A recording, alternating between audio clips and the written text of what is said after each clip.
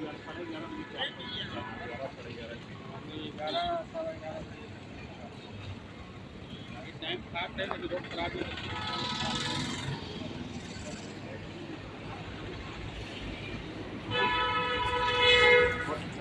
भैया, व्यवस्था कैसा है?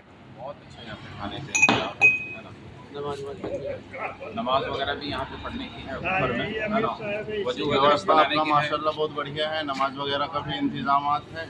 हम लोगों ने अभी असर की नमाज पढ़ी है, फिर मगरिब की नमाज के इंतजार में है। इंशाल्लाह पढ़ के फिर यहाँ से इस्तेमाल के लिए रवानगी। जी भैया, भोजन कैसा था? जी बहुत अच्छा लगा हमारे को यहाँ पे, और हमने यहाँ नमाज भी अदा की असर की, और अभी मगरिब की भी नमाज हम अदा करेंगे।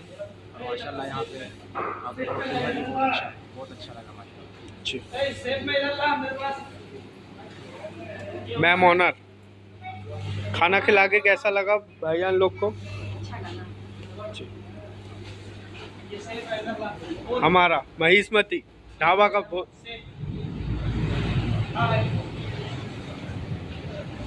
ये हमारी रोटी साहब।